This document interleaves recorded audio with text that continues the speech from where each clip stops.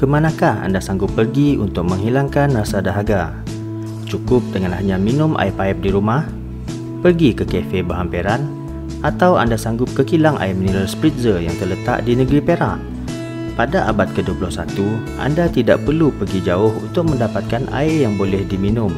Tetapi, perlu diingat bahawa sumber air bersih ini boleh berkurang dari semasa ke semasa. Bagaimana jika kita tidak perlu risau dengan penggunaan air? Bolehkah kita minum atau mandi sepuasnya tanpa memikirkan air akan habis? Bagaimana jika air laut boleh terus diminum dan rasanya sama seperti air mineral?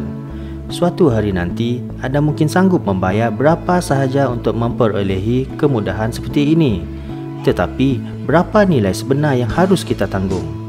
Hipotesis kita pada kali ini ialah jika air laut menjadi air tawar. Persoalan pertama yang bermain di fikiran kita adalah mengapa air laut menjadi sangat masin. Baiklah, suatu ketika dahulu ia tidak sedemikian. Sekitar 3.8 bilion tahun dahulu, permukaan bumi menyejuk sehingga wap menjadi cecair, iaitu air, tanpa rasa masin seperti sekarang. Ya, benar. Pada zaman dahulu, air laut adalah tawar, tetapi ia tidak kekal lama. Setiap kali hujan turun, karbon dioksida larut di dalam titisan air yang jatuh ke bumi. Ini menyebabkan air hujan menjadi sedikit berasid dan menghakis batu-batuan di permukaan bumi. Setelah itu, air hujan akan mengalir ke sungai berhampiran membawa kandungan garam dan mineral bersama. Aliran ini mengalir dari sungai menuju terus ke laut.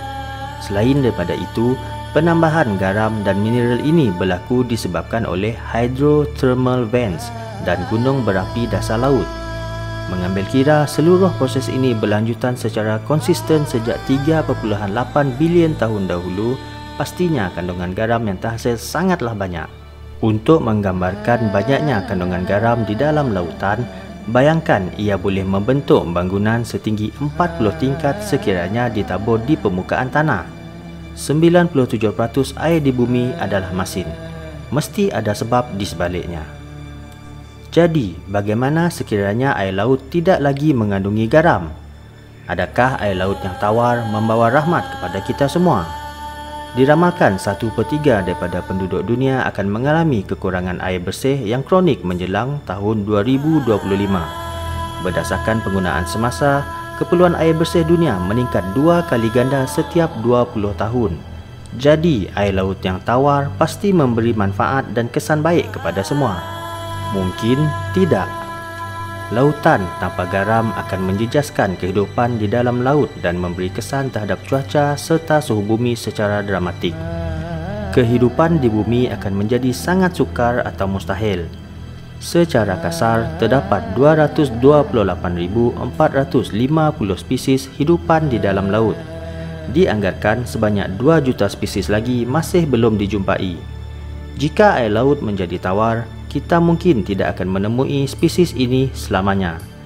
Ikan dan hidupan lain di dalam laut mempunyai keupayaan untuk meminum air masin dan kekal terhidrat dengan menyingkirkan lebihan garam.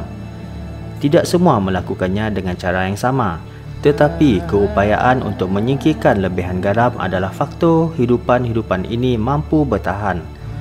Spesies ikan seperti ikan salmon mampu beradaptasi di antara air tawar dan air masin. Kebanyakan spesies ikan air masin yang lain tidak mampu dan akhirnya akan mati. Termasuklah alga yang terdapat di dalam laut. Percaya atau tidak, ia mewakili separuh daripada proses fotosintesis di bumi.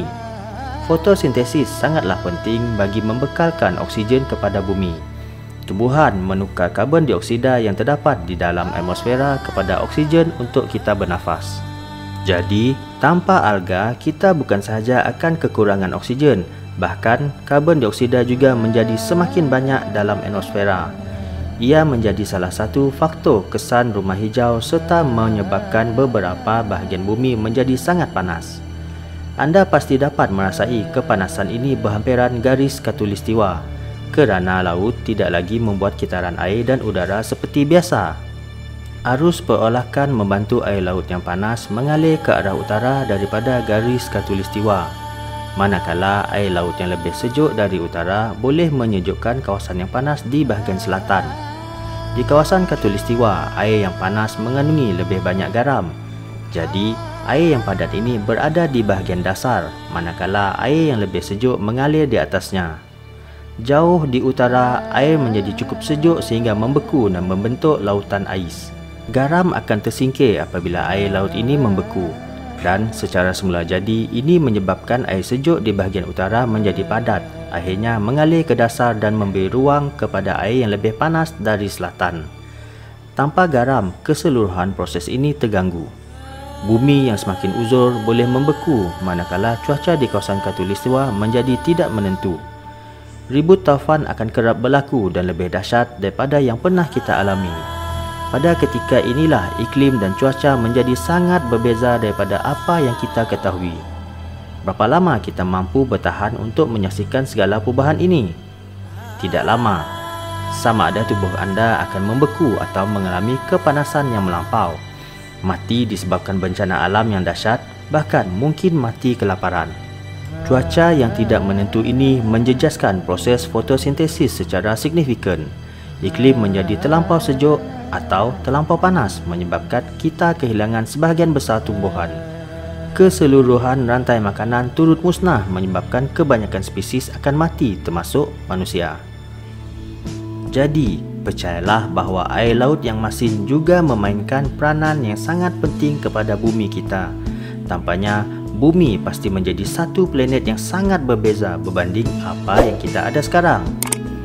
Terima kasih kerana menonton dan jangan lupa untuk subscribe.